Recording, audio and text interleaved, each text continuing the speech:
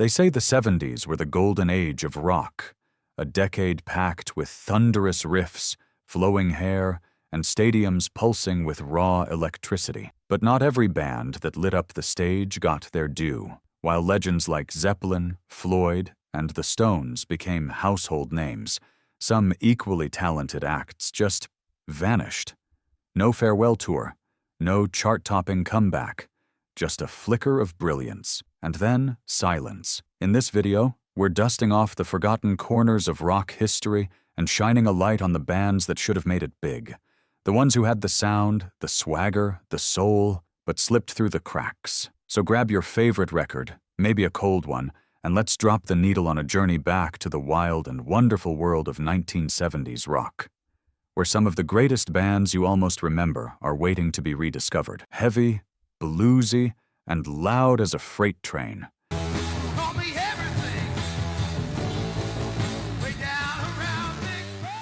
Mountain was one of those bands that felt like they were carved out of the rock itself. Fronted by the gravel-voiced guitar wizard Leslie West, the band blended thunderous riffs with a bluesy swagger that earned them comparisons to Cream. Their 1970 hit, Mississippi Queen, became a biker bar staple, raw, dirty, and unforgettable. But Mountain's flame burned fast.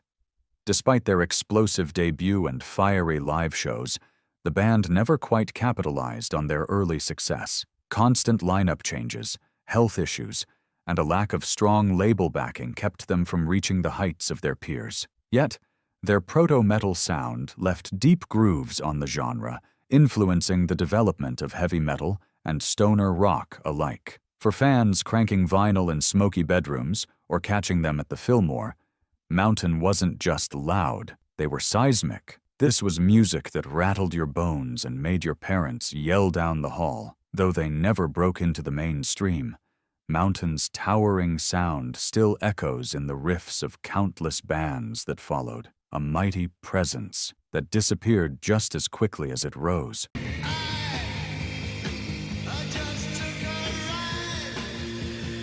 Before there was space rock, there was Hawkwind. Born out of the British underground, their sound was a swirling fusion of psychedelic rock, proto-punk, and sci-fi dreams. Songs like Silver Machine didn't just play, they transported. With driving rhythms, cosmic synths, and spoken-word poetry, Hawkwind created sonic voyages that felt like drifting through the stars on a cloud of acid and fuzz. Their concerts were pure sensory overload, light shows, dancers, and a sound that was hypnotic and raw. And let's not forget that a young Lemmy Kilmister cut his teeth in Hawkwind before founding Motorhead. But their commitment to staying weird meant they never broke into the American mainstream. Too spacey for radio, too strange for the charts, and too ahead of their time for the world to catch up. Still, for the kids who stayed up late spinning vinyl with the lights low, Hawkwind was a portal. Their music wasn't just heard, it was felt, deep in the bones. Though they never became a household name, Hawkwind's influence echoes in every synth-heavy, psychedelic, or genre-bending band that followed. True cosmic pioneers.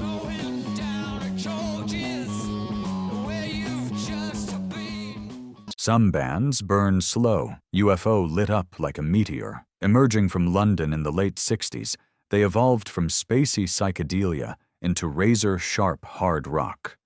Thanks in no small part to the arrival of German guitar prodigy Michael Schenker. His soaring solos and melodic leads gave the band a sound both fiery and refined, paving the way for countless metal bands that followed. UFO never cracked the US mainstream, but their 1977 album Lights Out became a cult favorite. The title track remains a punch to the chest.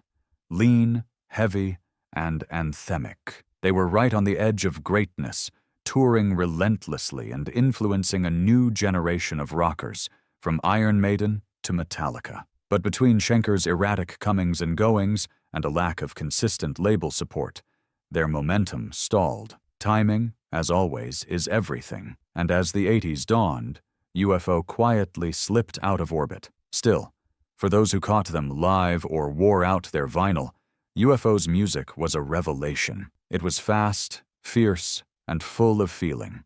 A true bridge between classic hard rock and the metal explosion just around the corner. Close the door and Budgie won't be singing no more. If Black Sabbath were the dark priests of heavy metal, Budgie were its brilliant mad scientists.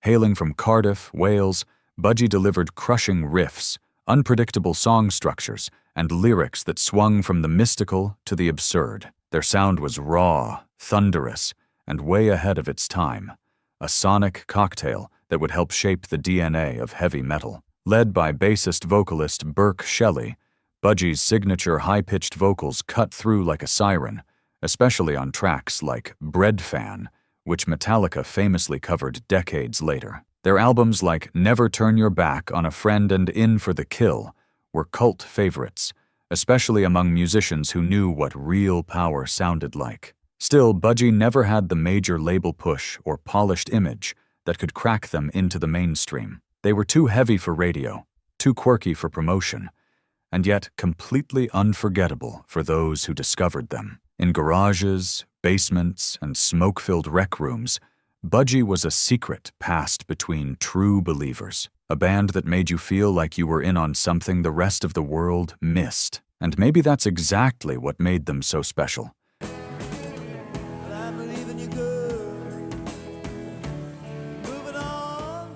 Glam rock had its gods, Bowie, Bolan, and Queen, but Mott the Hoople was the gritty, hard-on sleeve band that bridged glam and pub rock with a wild sense of drama. Their breakout moment came when David Bowie gifted them All the Young Dudes, an anthemic call to arms that turned them into overnight icons. But even before that, their sound was raw and full of swagger, a fusion of Stones-style grit and working-class poetry. Led by the gravel-voiced Ian Hunter, Mott the Hoople had a chaotic magic. Their shows were unpredictable, their image was gloriously ragged, and their albums had the reckless energy of a band who didn't care what the industry thought.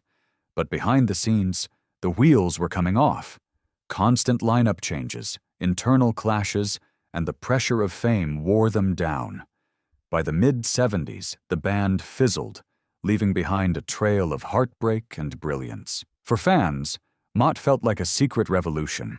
Music for the dreamers, the rebels, the misfits. And when they played, it felt like the roof might come off the joint. 10, very good. Used to say there'd come the day. Before Glenn Hughes joined Deep Purple, he was fronting a band that very nearly rewrote the rules of funk-infused hard rock, Trapeze, with a sound that fused blues, soul, and blistering power trio energy.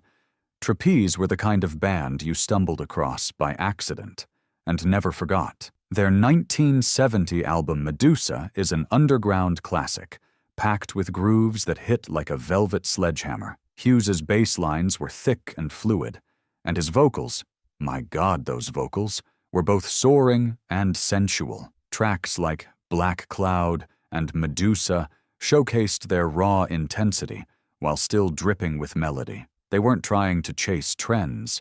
They were locked in their own hypnotic pocket. But just as they were gaining traction, Hughes got the call from Deep Purple.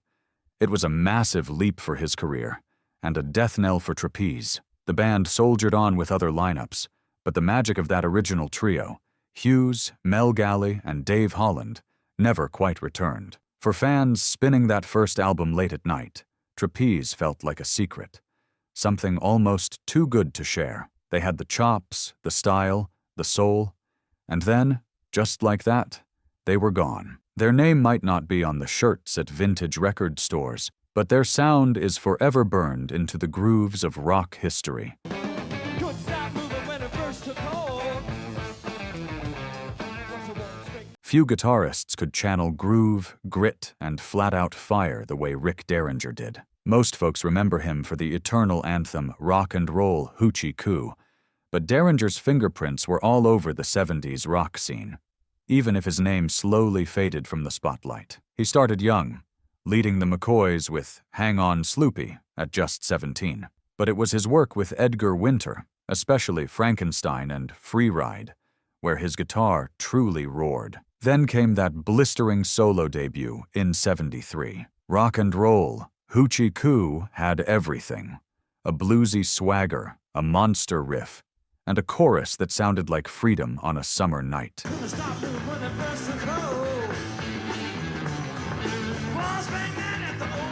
Derringer toured relentlessly, collaborated with everyone from Steely Dan to Alice Cooper, and even produced albums for Weird Al later on. But despite his immense talent, he never quite reached the stardom his peers enjoyed. Shifting tastes, changing labels, and being the guitar guy rather than the frontman left him just outside the limelight. Still, for kids blasting 8-tracks in their GTOs or catching him on late-night FM radio, Derringer was unforgettable. That tone, that energy, it was alive. He may not be mentioned in the same breath as Page or Clapton, but to true fans, he's a legend, and that riff still hits like a punch to the chest.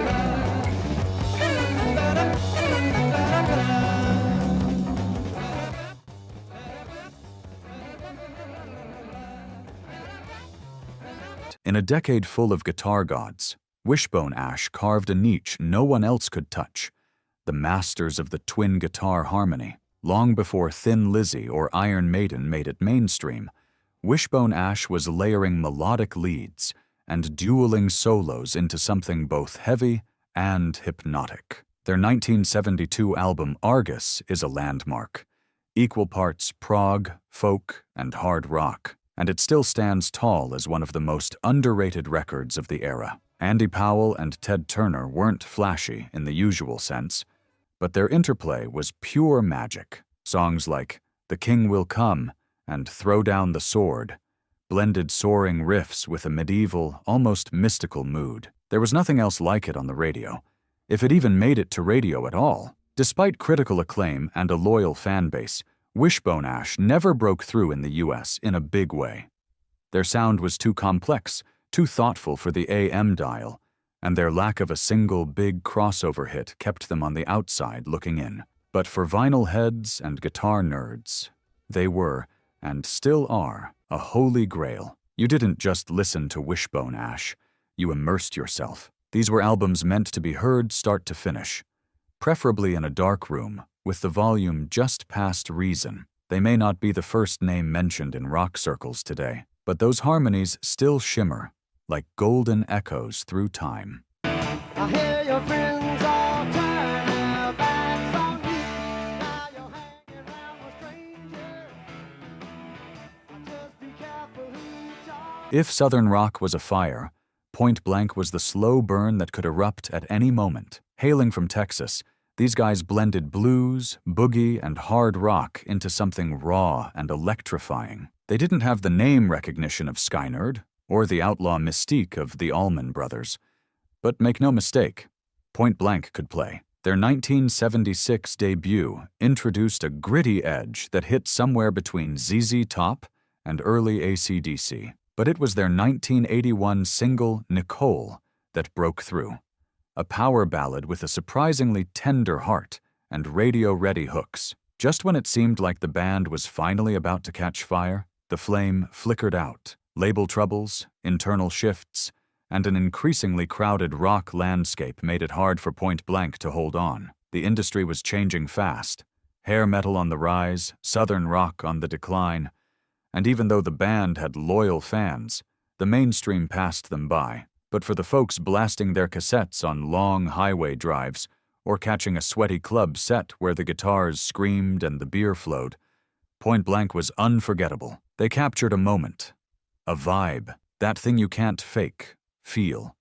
They may have disappeared from the charts, but you'll still find their vinyl in the crates of true believers. And if you drop the needle just right, the spirit of Southern rock comes roaring back to life.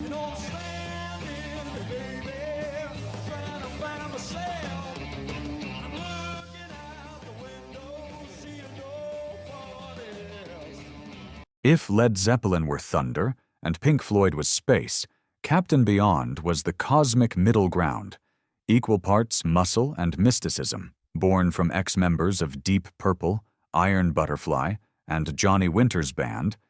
This supergroup had the pedigree, but what they created was something truly unique, a swirling blend of hard rock, progressive time signatures, psychedelic textures, and Latin grooves that felt like stepping into another dimension. Their self-titled debut in 1972 is nothing short of a lost masterpiece. Songs flowed into one another like chapters in a sci-fi novel, anchored by Rod Evans's soulful vocals and Bobby Caldwell's powerhouse drumming. Tracks like Dancing Madly Backwards and Mesmerization Eclipse weren't built for radio.